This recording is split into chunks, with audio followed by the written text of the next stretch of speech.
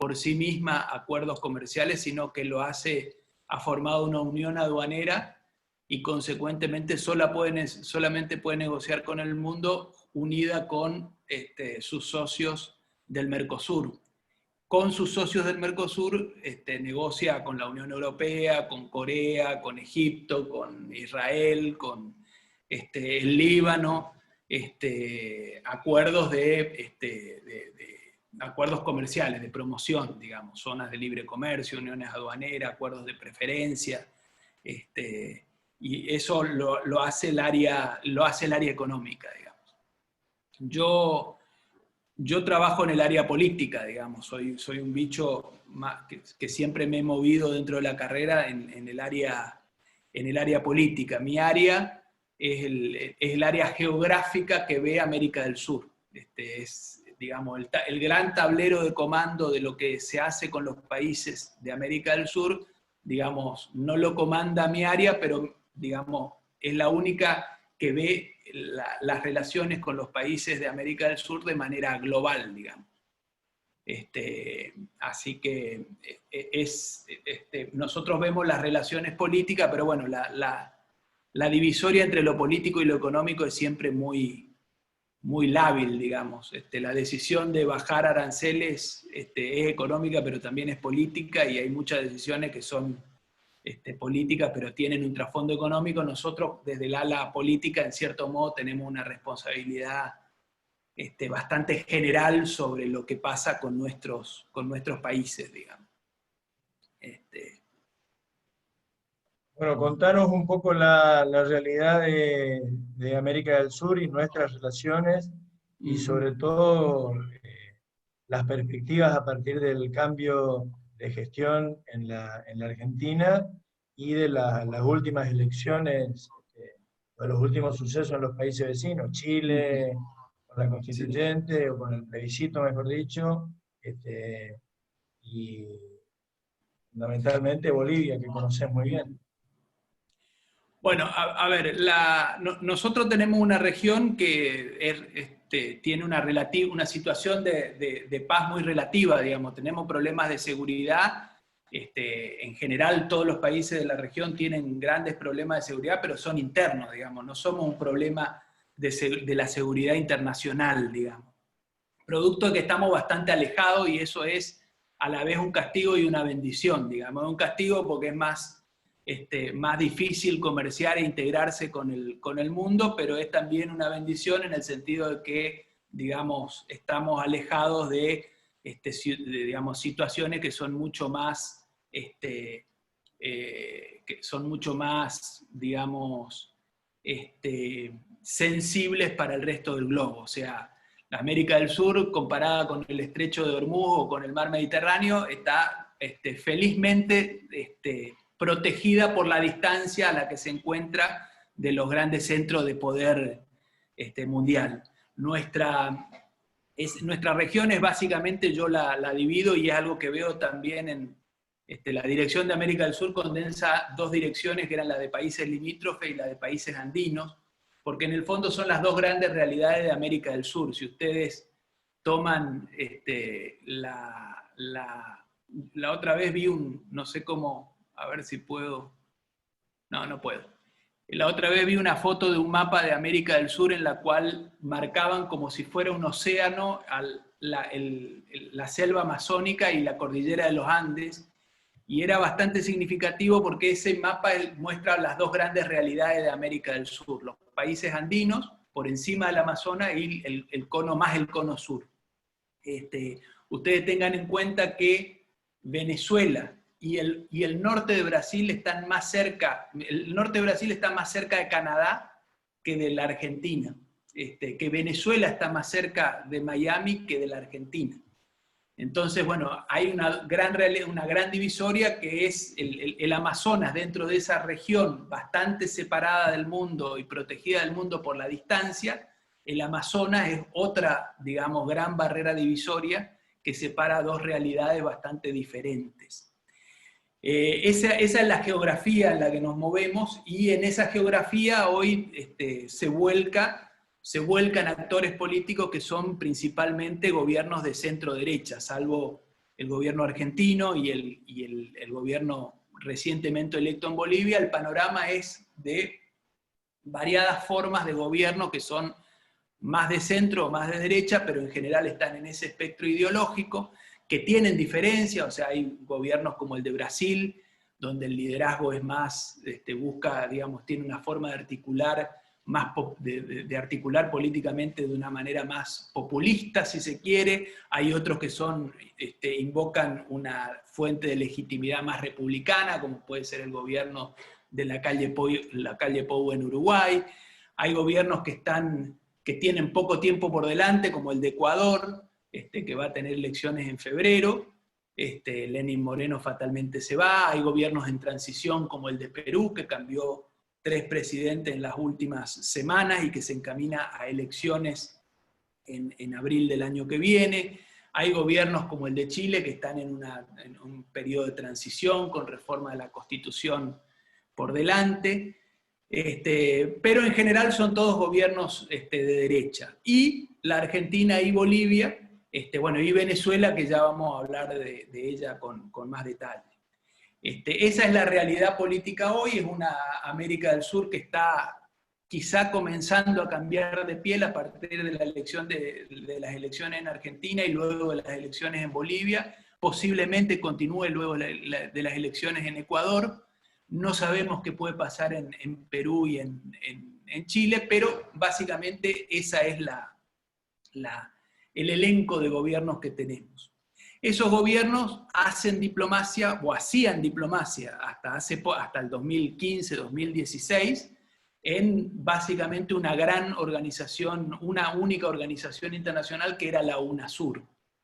La UNASUR fue creada, básicamente América del Sur ha hecho diplomacia o ha canalizado la cooperación y la integración política en la región a través en la OEA, un ámbito donde está Estados Unidos y Canadá y toda América Central y el Caribe, en la CELAC, la Comunidad de Estados de Latinoamérica y el Caribe, donde están todos menos Estados Unidos y Canadá, y desde 2009 se había creado la UNASUR como una instancia en donde los países de América del Sur podían debatir sus cosas sin México y América Central y Estados Unidos.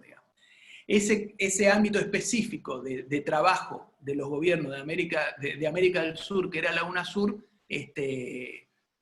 estalló en pedazos.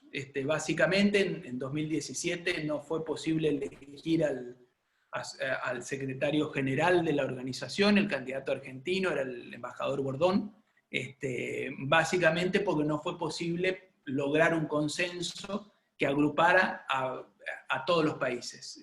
La división entre lo que podríamos llamar el eje bolivariano, Venezuela, Bolivia y el resto de los países, no logró sobreponerse y articular un consenso que permitiera dotar de un secretario general a la organización, y un poco por despecho los países que no lograron su cometido se fueron yendo. Se fue la Argentina, se fue Chile, se fue Colombia, se fue Brasil, se fue hasta Ecuador, que era el anfitrión de la organización, y pusieron todos los muebles en un depósito, y ahí está, digamos, quedaron formalmente solamente Venezuela, Guyana y Surinam.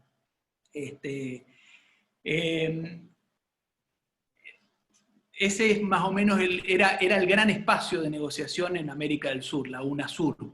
El conflicto venezolano la quebró, la fracturó, como también tuvo esquirlas ese conflicto en el Mercosur. Venezuela, que había ingresado al Mercosur como miembro pleno, fue suspendido.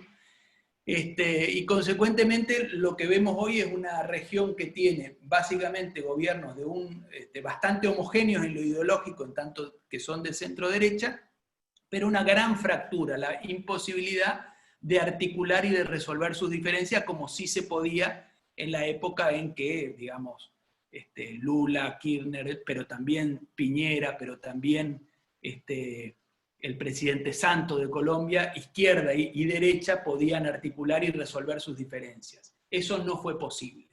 El conflicto venezolano, del cual vamos a hablar con más detalle un poquito en un ratito, un poco la fracturó. Lo que hay hoy para hacer diplomacia, para canalizar la cooperación en la región, son básicamente dos grupos un grupo de afinidad, que es el grupo de Lima, que es un grupo informal de países que integra la Argentina, que integra Brasil, Paraguay, Chile, Colombia, Perú, Ecuador, que se constituyó cuando no pudieron aplicar la Carta Democrática contra Venezuela en la OEA. Entonces decidieron armar un grupo de afinidad para tratar o para presionar por la salida del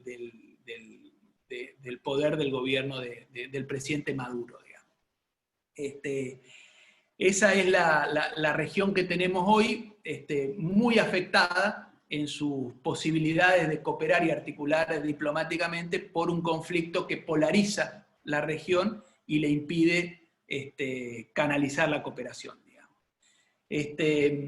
Por eso yo creo que, digamos, me gustaría hablar un poco de qué pasa en Venezuela, por qué es tan polarizador ese conflicto, y después hablar brevemente, para no aburrirlos, de Brasil y de Chile, digamos, que son nuestros ejes de inserción en la región y en el mundo, digamos. Venezuela. ¿Qué pasa en Venezuela? En Venezuela, de momento, el 6 de diciembre van a haber elecciones para renovar el Parlamento. Venezuela es digamos, se discute mucho si gobierno, ustedes habrán visto discutir mucho sobre si Venezuela es una dictadura o no, si es un gobierno autoritario o no. Si se define a un gobierno democrático por digamos, se dice que un gobierno es democrático cuando el partido que está en el poder entrega el poder a la oposición cuando pierde una elección. Venezuela está ahí, digamos.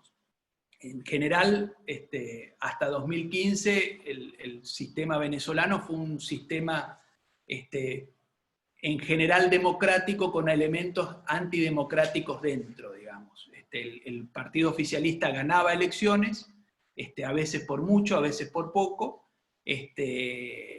pero en 2015 ese escenario empezó a cambiar. Básicamente perdió las elecciones para el poder legislativo, y, digamos, al haber perdido el control del poder legislativo, el gobierno de entonces, de Nicolás Maduro, hizo algo que les puede resultar bastante familiar: designó algunos miembros en el Tribunal Constitucional que invalidaron los títulos de algunos diputados, y determinaron que esos diputados no podían asumir como tales. Al asumir, declaró el Tribunal Constitucional en desacato a la Asamblea, al Poder Legislativo, a la Asamblea Nacional, y un año después instaló una Asamblea Constituyente que funcionó como un poder legislativo paralelo. Pero siguió funcionando la Asamblea Nacional, controlada por la oposición. Se han sucedido desde ese tiempo muchas negociaciones seguidas de momentos, digamos, que siguieron a momentos de gran tensión social. Hubieron procesos de mediación del Vaticano, de algunos países latinoamericanos, y en 2018 el gobierno de Maduro convocó a elecciones presidenciales que estaban previstas en la Constitución, y una gran parte de la comunidad internacional desconoció esas elecciones y desconoció el mandato, el segundo mandato del presidente Maduro surgido de esas elecciones. En enero del 2019, el presidente de la Asamblea Nacional, opositor, invocó un artículo de la Constitución que sostenía que la presidencia venezolana estaba vacante porque el mandato de Maduro no era legítimo, y se autoproclamó presidente encargado o transitorio de Venezuela, con el mandato de convocar a elecciones para elegir un presidente en el plazo de 90 días estipulado por la Constitución. Un grupo bastante consistente de países, entre los cuales estaba la Argentina, reconoció ese gobierno, a pesar de que no tenía ningún control sobre el territorio o las instituciones del Estado. ese liderazgo opositor, ese presidente encargado, interino de Venezuela, Juan Guaidó, llamó a la rebelión militar. La rebelión militar nunca se produjo. Se instalaron y hubieron dos conatos de rebelión que fracasaron en abril del 2019 y en mayo de este año, seguidos de algunos procesos de negociación y mediación por parte del gobierno de Noruega y algunos países europeos. Pero el resultado es que, digamos, hoy Venezuela está partida o fragmentada en dos en prácticamente todas sus instituciones, digamos. Tiene un presidente, digamos, oficial, y tiene otro presidente que reclama, que reclama el mismo título, que es el presidente interino, autoproclamado Juan Guaidó. Tiene dos tribunales supremos de justicia, uno en el exilio, tiene dos órganos legislativos, el controlado por la oposición y el instalado por el Poder Ejecutivo, incluso desde enero de este año tiene dos directivas del Poder Legislativo porque el presidente Maduro, el oficialismo, disputó la elección de autoridades en la propia Asamblea, en una elección que terminó con cierto escándalo. Juan Guaidó terminó reasumiendo la presidencia de la Asamblea Nacional en la sede de un diario. Como si el gobernador de Corrientes asumiera su puesto en el diario El Litoral, el 5 de enero de este año. Con lo cual, digamos, en ese contexto, Venezuela se encamina el 6 de diciembre a tener elecciones parlamentarias que son boicoteadas por gran parte del arco opositor, y se encamina digamos, a tener, a partir de enero del año que viene, un presidente que no es reconocido por un grupo de aproximadamente 40 o 50 países, prácticamente todos los gobiernos de la región, salvo Argentina y Bolivia. El resto de los países no reconocen a Maduro como presidente legítimo de Venezuela, pero también va a tener una asamblea legislativa que tampoco es reconocida por un grueso de países. Básicamente, sobre Venezuela van a haber dos grandes bloques que ya existen, uno integrado por países como China, Turquía, Rusia, la gran parte de los países asiáticos, que reconocen, digamos, la autoridad del gobierno de Maduro, también México y algunos países de América Central y del Caribe, y el resto de los países de la región, agrupados en lo que se llama el Grupo de Lima, Estados Unidos, gran parte de los países de la Unión Europea y la Unión Europea como tal, que no reconocen su autoridad y no reconocen tampoco a la Asamblea Nacional. Esa fractura respecto de Venezuela es la que ha, digamos, colapsado todas las instituciones en las que esta región negociaba y canalizaba la cooperación y la prevención del conflicto. O sea que tenemos una región que no tiene cómo articular sus diferencias. Cuando fue el golpe de Estado del año pasado en Bolivia, no hubo una organización que llevara la voz de la región. Hubieron, digamos, pronunciamientos bilaterales de los países. Eso no lo puede, esa es el gran desafío que tiene hoy América del Sur como región. Ese es el espacio en donde la Argentina, es el primer patio en el cual la Argentina, digamos, desarrolla su actividad política en el exterior. Una región donde priman los gobiernos de derecha y centro derecha, y en donde no hay espacios multilaterales donde articular, digamos. Eso es lo que nos tocó, digamos. Bueno, ahí me gustaría para cerrar, digamos, hablar muy cortito sobre Chile, que vos mencionaste, Tito, y sobre Brasil, digamos. En Chile lo que hay hoy es que en octubre se hizo un plebiscito en el cual el 80% de los chilenos aprobaron reformar la Constitución y reformarla de una manera originaria, o sea, no recurrir a las instituciones constituidas, como el Parlamento, sino hacerlo por la vía de una asamblea constituyente, digamos. Fruto de esa elección, en abril van a haber elecciones de constituyentes que se van a realizar el mismo día y en paralelo con una elección de nuestros gobernadores. Es la primera vez que en un país unitario van a elegir popularmente a los gobernadores, a sus gobernadores. Se va a constituir una asamblea constituyente que va a deliberar por un año para reformar la Constitución. En mayo de 2022, esta Asamblea Constituyente deberá por 2/3 aprobar una nueva Constitución que va a ser sometida a un referéndum el año siguiente. Un referéndum que va a ser por voto obligatorio.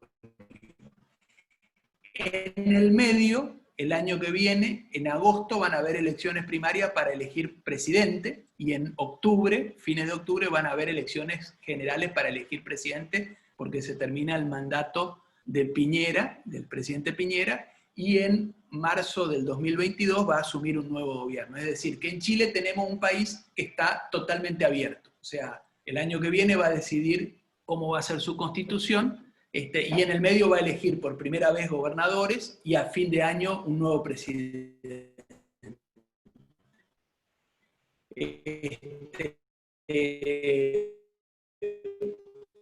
Estas elecciones en Chile fueron un momento digamos, fueron contundentes, pero no fueron de las organizaciones sociales y de la ciudadanía. Es fácil aglutinar cuando las opciones son binarias, sí, no, A o B.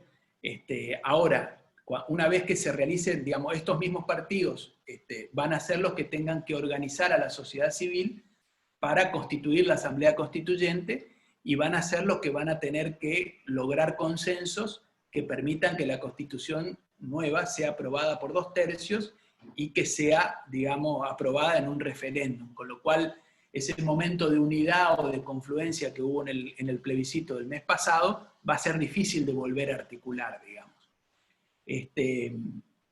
¿Por qué cambiaron su constitución? ¿Y por qué es tan importante? Bueno, hay que pensar un poco en cómo fue la transición hacia la democracia en Chile, digamos. La transición hacia la democracia en Chile fue producto fue gobernada por el gobierno militar, digamos. Hubo un plebiscito en el cual se definió si Pinochet continuaba o no en el gobierno. En ese plebiscito compitieron básicamente dos grandes coaliciones de gobierno, la centroizquierda, con la Democracia Cristiana, el Partido Socialista y otros partidos, y la centroderecha con el viejo partido de Renovación Nacional y la Unión Democrática Independiente. Esos dos conglomerados compitieron, ganó el no, o sea, que no siga la dictadura, que regrese la democracia, pero esos dos conglomerados fueron los que marcaron los primeros 10 años de democracia en Chile. O sea, la coalición del no se convirtió en la concertación, que produjo como presidentes a Aylwin, Frey, Bachelet, Lagos, Bachelet 2 veces, Lagos y demás, y la coalición por el sí produjo los dos gobiernos de Piñera. Ahora, esa competencia electoral jugó con las reglas que había escrito el régimen de Pinochet. La Constitución de 1980, que era una constitución antidemocrática por varias razones. Primero, era antidemocrática porque la escribió el gobierno militar. Podría haber sido repudiada en 1991, digamos, no lo fue.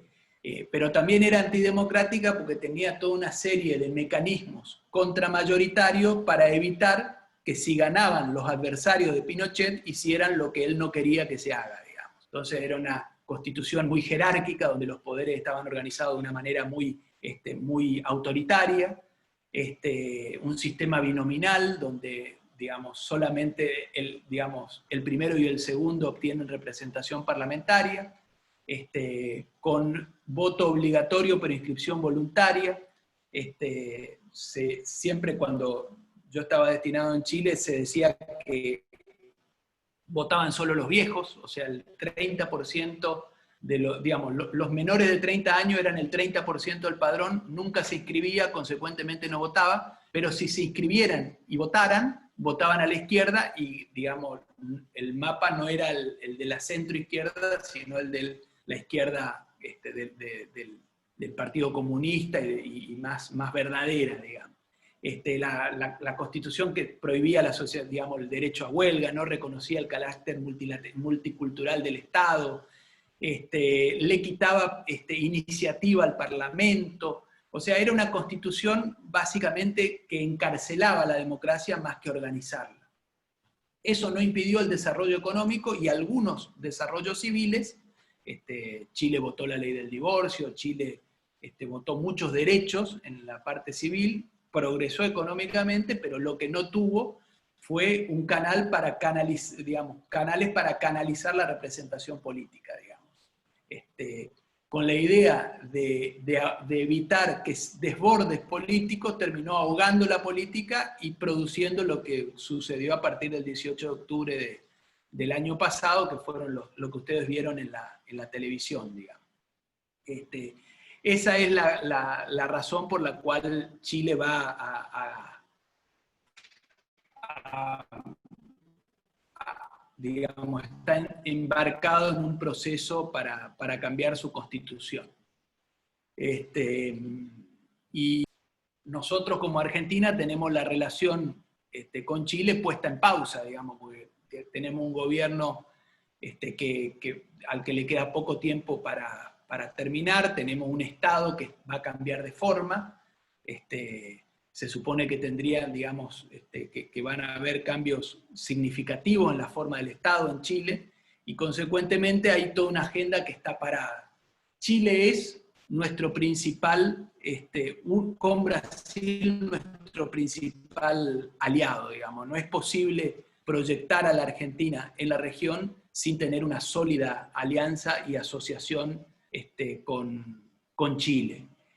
Y esa alianza y esa asociación la tenemos, proviene de un tratado de paz y amistad firmado por la dictadura de Pinochet para resolver el conflicto del canal del Beagle, firmado por el presidente Alfonsín, ratificado en un plebiscito por el electorado argentino. O sea, nosotros tenemos con Chile un tratado que ordena nuestras relaciones, que es resultado de un plebiscito. No lo votaron los legisladores, lo votó el pueblo argentino.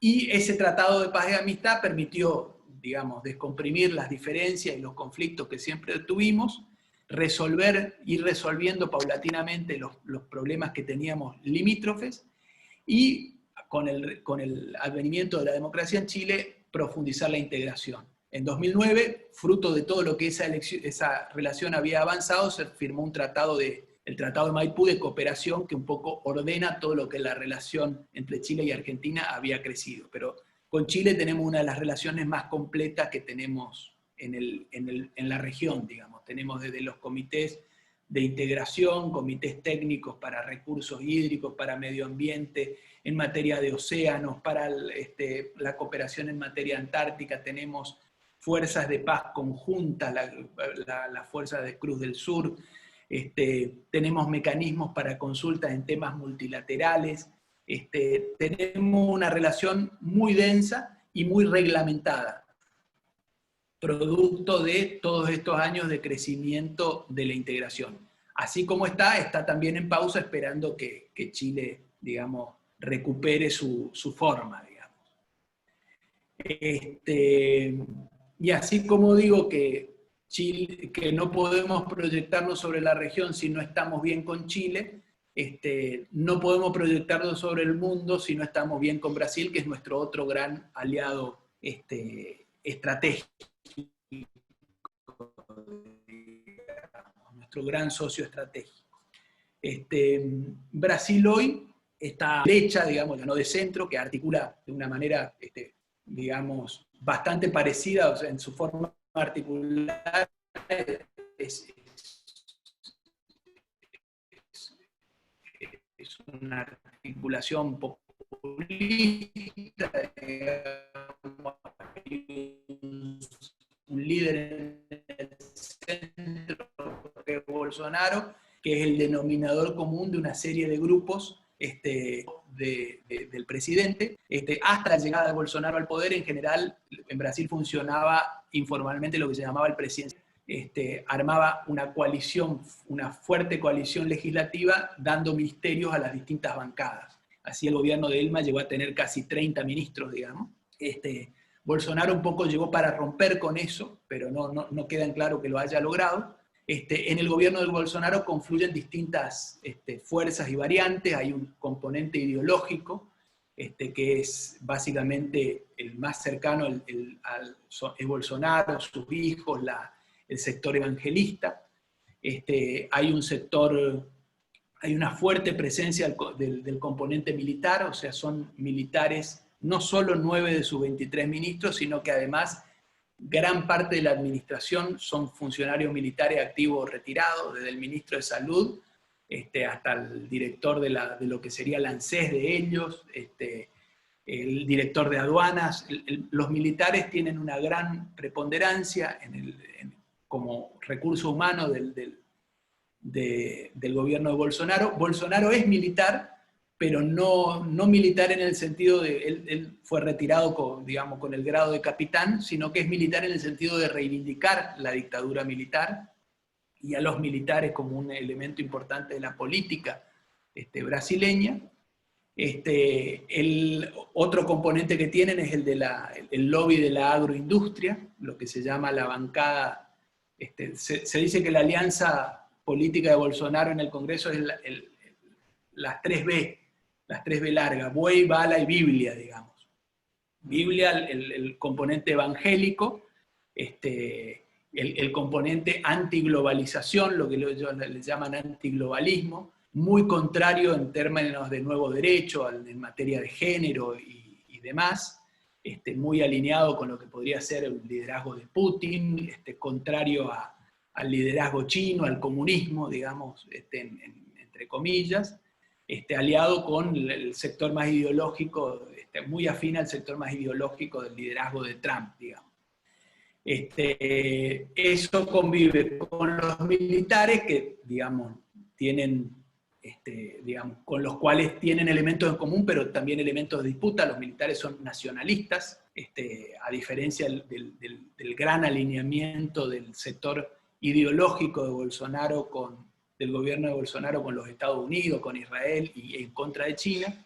Después está el lobby el lobby agrario, el lobby agrícola, que disputa con el gobierno, con el sector más ideológico, porque el sector agrario vive de exportar a China y a los países árabes, con los que Bolsonaro ha disputado. O sea, Bolsonaro quiso trasladar la embajada de Brasil a Jerusalén, tiene una alianza muy fuerte con Israel y los Estados Unidos, y una disputa muy fuerte con China. Eso rivaliza con los intereses del agro brasileño, que a los chinos le vende, y le vende sobre todo pollo y demás a los países árabes. Y después tiene tiene dos elementos más: un componente neoliberal de su ministro de Economía, que disputa con los militares porque, digamos, quiere abrir la economía y terminar con bolsones de déficit, como son las cajas de jubilación militar, y quiere bajar los aranceles, digamos, con lo cual disputa con la industria más pesada y ligada a la defensa y demás. Y tiene un ala política que es muy pequeña, que está formada por partidos de centro-derecha, de lo que se llama el Centrao, que son aliados estratégicos de Bolsonaro en el Parlamento. Eso, digamos, es básicamente un gran desorden que el único común denominador que tiene es a Bolsonaro en el centro, digamos. Por eso, es, digamos, a veces contradictorio en el sentido de que en sus posiciones muchas veces van y vuelven, digamos. Hubo un momento de gran rivalidad con la Argentina por el alineamiento del nuevo gobierno de Alberto Fernández, y de repente el vicepresidente Mourão, que es un militar, un general, digamos, que representa el ala militar más esencial de su gobierno, viaja a la Argentina, participa de la transmisión del mando. El presidente disputa con China y el vicepresidente y la ministra de Agricultura ponen paños fríos. Esa es la articulación que hay en Brasil.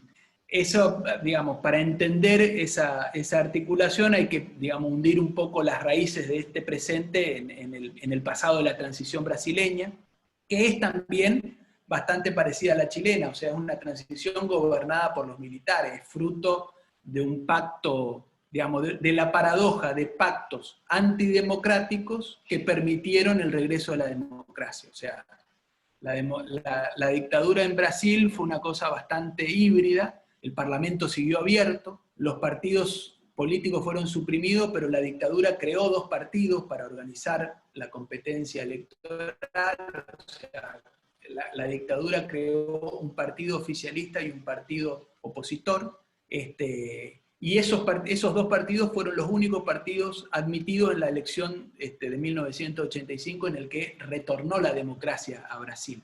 Y esa elección se hizo no solo con los 2 partidos que la dictadura había creado y permitido, sino que además se hizo con la constitución que la dictadura brasileña había escrito en 1964, que permitía que voten solo los que saben leer y escribir. O sea, fue un proceso bastante distinto del nuestro, y por eso los militares, tanto aquí como en Chile, tienen otro peso, otro poder, y por eso no debe extrañarnos que, digamos, llegue al Poder Ejecutivo, a la cima del Poder Ejecutivo, un presidente que reivindica la dictadura, la tortura, y que pone 9 ministros de 23 que son militares, que alguno de ellos amenaza con detener a los miembros del Superior Tribunal si avanzan en alguna que otra investigación. O sea, eso viene de ahí, digamos. Ahora, Bolsonaro llegó, digamos, producto quizá también del defecto de la derrota de los demás. O sea, el origen de Bolsonaro es quizá el haber estado en el lugar correcto, en el momento correcto, cuando se produjo la debacle del sistema. O sea, cuando Dilma Rousseff renovó su mandato por muy poca diferencia, su segundo mandato, el principal partido de oposición, el Partido Socialdemócrata brasileño del expresidente Cardoso, no reconoció su victoria, la victoria del PT, y no sintió que tenía que esperar al fin del mandato de Dilma para llegar al poder, y consecuentemente inició un proceso de destitución que terminó con el mandato de Dilma, pero que también terminó con el partido que lo provocó. O sea, se terminó comiendo ese proceso al presidente de la Cámara de Diputados y al vicepresidente de Dilma. Vicepresidente de Dilma es de uno de los partidos con los que es una sucesión de uno de esos partidos que organizó la dictadura. O sea, no es puramente izquierda, era una alianza también. Temer quedó en el poder, pero muy afectado por los mismos procesos de corrupción que se habían esgrimido contra Dilma Rousseff y el Partido de los Trabajadores, con lo cual, digamos, precipitaron una sucesión que luego no estuvieron en condiciones de capitalizar, porque lo que se cayó no fue solo Dilma y el PT, sino todo el sistema político, todo el establishment político brasileño, y el que lo aprovechó fue uno que estuvo siempre dentro del sistema, pero en los márgenes, un capitán olvidado que fue 10 años diputado, 20 años diputado, unos años más concejal de Río de Janeiro, que lo echaron del ejército por quejarse de los bajos sueldos de los militares, al que acusaron de haber querido volar una cisterna, que fue diputado sin que nadie se enterara, y que de repente terminó digamos, liderando una coalición que por la implosión de los dos principales actores políticos de este siglo, lo depositó en la primera magistratura de Brasil. En este contexto, ese es el Brasil con el cual Argentina tiene que relacionarse. No hay Argentina en el mundo sin Brasil, y gracias a Dios todavía no hay Brasil en el mundo sin Argentina. Pero la asociación estratégica está en su nivel más bajo, digamos. Los presidentes nunca se hablaron, nunca hablaron ni por teléfono, se han insultado en alguna vez, se han criticado. Los ministros, el canciller se vio con su par en febrero, el ministro de Defensa se vio con su par el mes pasado. Ese es el único contacto que hubo con nuestro principal socio estratégico. Ya en el gobierno anterior, el presidente Macri no había ido a la asunción de un presidente con el cual no debía tener muchas diferencias ideológicas, como uno podría justificar en este caso. Sino que fue 16 días después con algunos ministros, y el resultado fue que el presidente Bolsonaro visitó de manera inédita primero Israel, Estados Unidos y Chile antes de pisar suelo argentino en junio del 2019, 6 meses después de haber asumido, algo inédito. Lo normal es que el primer viaje de un presidente argentino brasileño sea visitar a su par.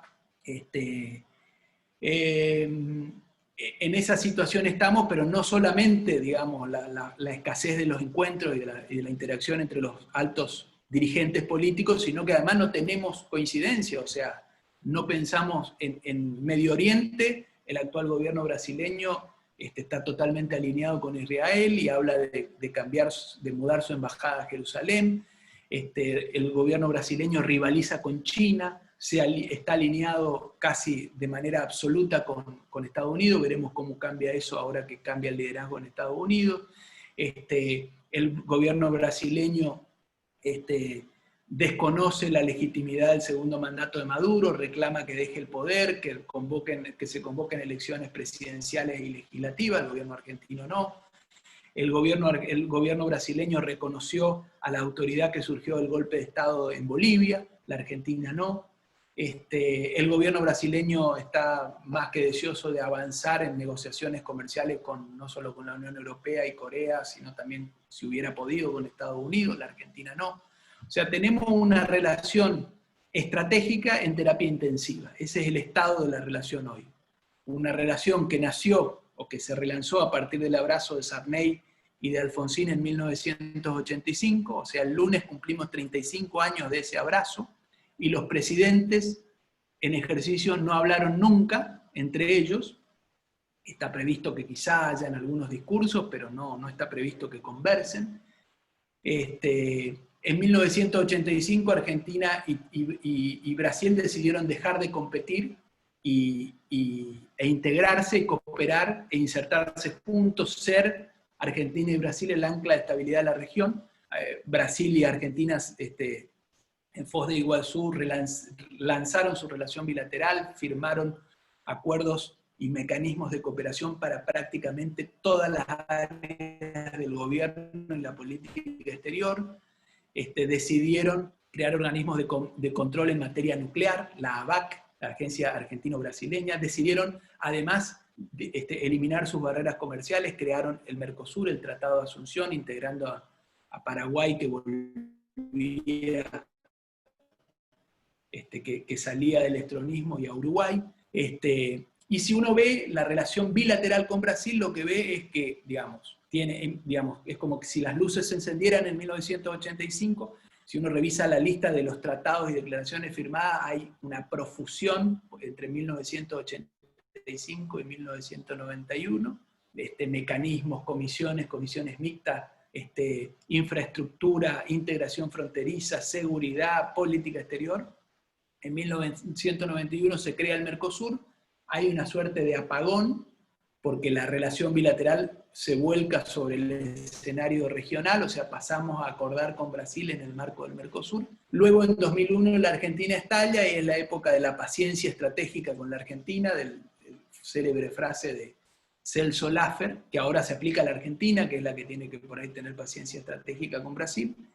Y en 2002 y 2003 se relanza la relación desde lo bilateral con la declaración de Copacabana entre Néstor Kirchner y Lula da Silva, que establecen de vuelta mecanismos bilaterales para acordar en materia de defensa, cooperación científica, política exterior, etc. Hoy esa relación llena de mecanismos está con el respirador artificial. Pero bueno, el gran desafío de esta hora es saber, digamos, esperar, llevar esa relación sin que se rompa, ni se quiebre, ni se doble, hasta que las condiciones mejoren y Argentina y Brasil puedan volver a articular, porque no hay manera de darle estabilidad a la región de América del Sur sin una sólida alianza entre Argentina y Brasil, digamos. Pero bueno, pido disculpas porque la verdad que hablarle a la computadora es un poco, uno se pierde, pero bueno, esa es más o menos como la vemos nosotros a la región desde acá, digamos.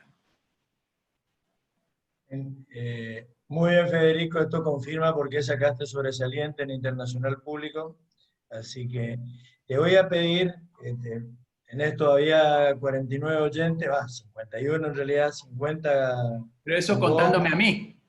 Sí, claro, los 51 contándote a vos, pero el resto somos 50 que te estamos escuchando. Como en el programa, y es pregunta de examen, vos diste un muy buen panorama inicial, pero te voy a pedir que profundice un poco en el tema sin irte hasta las 12 de la noche, pero si no van a huir nuestros oyentes. En el tema CELAC, UNASUR, OEA, Mercosur, porque seguro que la pregunta que se están haciendo los que están siguiendo atentamente esto, Bonnie, ¿cómo hacemos para estar metidos en todos estos organismos y que alguno funcione y nos sirva para algo? O sea, ¿quiénes están en cada uno y qué perspectivas puede haber de que sirvan realmente para una política exterior de Argentina? Bueno, a ver, yo voy a hacer una digresión, digamos. En la diplomacia hay dos grandes árboles, digamos, dos grandes líneas, los multilateralistas y los bilateralistas, digamos. Los multilateralistas son los que se mueven en un mundo de instituciones y reglas, son los que creen en el orden internacional liberal de las instituciones, la ONU y la Unión Europea, son los que creen que, digamos, el mundo, la historia se terminó y ahora no nos peleamos más porque, digamos, encontramos que cooperar a través de reglas es mejor que pelearnos con las balas, digamos.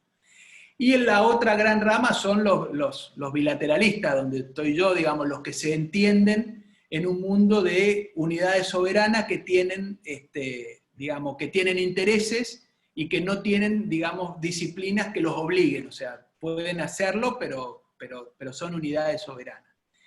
Yo, digamos, me muevo en el mundo de los estados, digamos, con Chile tenemos muchos acuerdos firmados, regímenes, pero hechos son, digamos, reglas que nos hicimos no porque creamos que el mundo es liberal, sino porque efectivamente creemos que el mundo es realista y que tenemos que tener disciplina porque nos conviene, digamos. A ver, empezando, todo esto para decir de que yo soy un gran escéptico del mundo multilateral, digamos. A ver, la OEA es claramente un espacio liderado digamos, con preeminencia de los Estados Unidos. La OEA está en Washington, la financia prácticamente solamente Estados Unidos, tiene a Canadá adentro, es, digamos, los dos hemisferios. Siempre fue, digamos siempre fue un reclamo de la región tener espacios para articular en donde no estuvieran América del Norte, digamos. Eso fue un poco la CELAC, la Comunidad de Estados de Latinoamérica y el Caribe. O sea, una gran conglomerado de estados donde no están básicamente Estados Unidos y Canadá. La UNASUR fue achicar todavía más la membresía, o sea, lograr una articulación en la que no estuviera México. Lo estoy diciendo, digamos, de una manera que no me podrían citar, digamos, pero básicamente esa era la idea cuando se creó la UNASUR, armar algo donde Brasil y Argentina, digamos, lideraran en América del Sur sin México. no son organismos de integración, donde los estados cedan competencias soberanas. Son organismos o espacios de concertación. Consecuentemente, se puede pertenecer, son distintas capas de relacionamiento, distintos escenarios que se superponen, que tratan los mismos temas con diferentes actores, digamos. La CELAC ha sido básicamente un gran, digamos, un espacio donde se logra en diplomacia economía de escala. O sea, básicamente a la Argentina, por ejemplo, le sirve porque puede encontrarse en la CELAC con todo el Caribe, sin tener, o sea, para los que no tenemos los medios de ir bilateralmente a cada país, es una manera donde en una cumbre de CELAC se ven a todos. También nos permite, digamos, lo mismo vale para América Central, digamos. Pero no hay una incompatibilidad entre las distintas pertenencias, digamos, porque en el fondo son espacios para la articulación, para el diálogo político, sin que en ellos los estados tengan que resignar ningún tipo de competencia soberana. No son organismos supranacionales, no son excluyentes. La UNASUR hoy no existe, digamos. En la UNASUR hoy están solamente Venezuela, Guyana y Surinam. Hago ahí una digresión, digamos, toda la creación de la UNASUR hubo un gran esfuerzo diplomático para lograr que Guyana y Surinam estuvieran adentro, porque la idea es traerlos hacia la realidad sudamericana, digamos. La curiosidad es que para la Cancillería Argentina, Guyana y Surinam se referencian en el Caribe, digamos. Por ejemplo, Guyana y Surinam no son parte de la Dirección de América del Sur. O sea que nosotros le damos la espalda como Cancillería a una región, o dos países a los que hicimos mucho esfuerzo diplomático para traer al ámbito de la UNASUR. Hoy la UNASUR no existe. Por ejemplo, para suplir ese vacío, Chile, el presidente Piñera está intentando crear una cosa que se llama PROSUR, que es otra articulación informal de países donde no está Venezuela, y no está Bolivia, y no está Guyana. O sea, lo que tenemos son dos espacios que no se tocan y que rivalizan entre sí. El Mercosur, digamos, esos espacios, digamos, no son incompatibles entre sí, son, digamos, espacios para dialogar políticamente a una escala más regional, permiten también el relacionamiento con otras regiones, o sea, hay un diálogo entre la CELAC, la Comunidad de Estados de Latinoamérica y el Caribe, con China, hay un diálogo de la CELAC con la Unión Europea. Por ejemplo, el 13 de diciembre se realiza una cumbre CELAC-Unión Europea, hubo otra con China, las hay con Turquía. O sea, esto le permite a países como China, como la Unión Europea, sentar a todos los países de la región en la mesa y hacer, en cierto modo, economía de escala, digamos, con las relaciones, con las estrategias diplomáticas. Y le permite a estados muy pequeños, digamos, tener acceso a diálogo con grandes potencias que por sí solo quizás no tendrían, digamos. Pienso en los pequeños países de caribeños, digamos, que tienen en la CELAC una caja de resonancia que le permite sentarse con China o con la Unión Europea. Lo que eso contrasta con el Mercosur. El Mercosur sí es un organismo excluyente, porque tiene, digamos, el Mercosur es un tratado, es un organismo en cierto modo, tiene elementos de supranacionalidad, aunque sigue siendo intergubernamental. Por ejemplo, los estados de parte del Mercosur acordaron tener un arancel externo común. O sea, para conformar una zona de libre comercio con Corea, la Argentina no puede, porque acordó con el Mercosur que los aranceles aduaneros que la Argentina va a cobrar van a ser los que acordó con el Mercosur, el arancel externo común. Entonces, ahí sí no puede haber una superposición, digamos. No se puede estar en el Mercosur y en el mercado común una limitación, digamos, pero en general se trata más de capas que se superponen entre sí, donde los mismos países tratan un poco los mismos temas y dialogan entre sí, digamos. Ahí de vuelta traigo Venezuela a colación, por ejemplo. La Comunidad de Estados de Latinoamérica y el Caribe Hoy Brasil suspendió su participación. ¿Por qué? Porque en la comunidad de Estados de Latinoamérica y el Caribe participa el gobierno de Maduro, y hay unas 14 gobiernos de la región, los que integran el Grupo de Lima, que no reconocen a su gobierno y no aceptan sentarse en la misma mesa. Entonces, muchos de ellos han tolerado, hacen una declaración cada vez que hay una reunión de la CELAC y dicen que yo esté sentado acá no significa que reconozca la autoridad o la legitimidad del representante venezolano que está sentado acá. Brasil decidió dejar de participar. Con lo cual, la cumbre que se va a hacer en Alemania va a ser una cumbre en la que Latinoamérica y el Caribe, con algunos esfuerzos para lograr que Brasil participe, dado que no participa en la CELAC. De manera que ustedes pueden ver cómo la divisoria, la polarización venezolana ha fragmentado la región, destruyó la UNASUR, la hizo implosionar, no permite que la nueva iniciativa chilena, el PROSUR, avance, porque al no incluir o al no haber invitación para Venezuela, países como la Argentina ahora, Bolivia, no se integran. Y el Mercosur está, también logró superar la parálisis con la suspensión de Venezuela, pero no fue ajeno a esa polarización, digamos. Y lo que hay son grupos de afinidad, el Grupo de Lima, donde todos piensan lo mismo respecto de Venezuela, donde nadie dialoga con el gobierno de Maduro, donde solo se reconoce a la oposición, se reúnen y declaran en ese sentido, digamos. Pero bueno, son capas, distintas capas de una misma torta, digamos. Bueno, muchísimas gracias, Federico. Al contrario.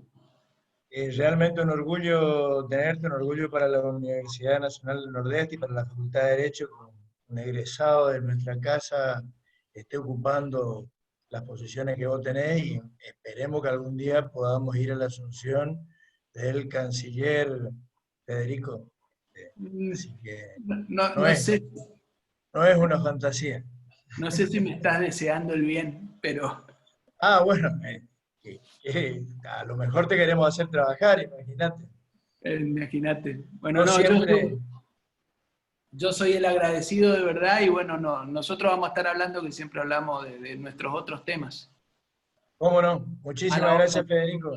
Y te vamos a invitar probablemente con algunos otros amigos que también ocupan, ahora cuando demos Mercosur en particular, vamos a hablar con algunos de nuestros representantes, con Alejandro Carlen, que vi que estaba en el Facebook, con Julio Sotelo, tu compoblano, y a lo mejor hacemos algo entre el Parlasur y el Mercosur en una clase final, si podemos la semana que viene. Pero claro, si no yo te puedo también pedirle al director nacional de Mercosur que se una. Bueno, también, ¿cómo no? Que está en mejores condiciones que yo para hablar de lo multilateral, digamos. Pero sí, con mucho gusto. Podemos hablar de Paraguay también después. Sí, señor. Nuestros vecinos paraguayos, te faltó Paraguay y Uruguay, así que queda para la próxima. Y Bolivia. Muchísimas gracias. Y Bolivia, que es tu especialidad, así que en una de esas, antes de ser canciller, puedes ser embajador en Bolivia. Seguí queriendo hacerme trabajar. Te sigo queriendo hacer trabajar. Así que bueno. Muchas gracias, a vos, Tito. Y felicitaciones. Chau, gracias. Muchísimas gracias. Para todos los alumnos, en general, los trabajos sobre la guerra del opio, en general, muy buenos. Les voy a hacer llegar la solución, no la solución, la nota a cada grupo, y el lunes, en la clase del lunes, combinamos cómo terminamos y con qué temas el curso. ¿Alguna pregunta quedó pendiente por ahí? No, profe. ¿Ninguna? ¿Seguro? No, seguro. Podemos dar por terminada la sesión. Me imagino que deben estar hambrientos a esta altura, salvo que todos ellos que tienen la cámara apagada hayan estado comiendo. Muy buena la charla, muy buena. Muy bien. Bromas aparte de la que cruzamos con Federico ahora que no está, fue un excelente alumno, y tiene una trayectoria profesional excelente en Cancillería y ojalá que llegue a los más altos niveles, aunque ya está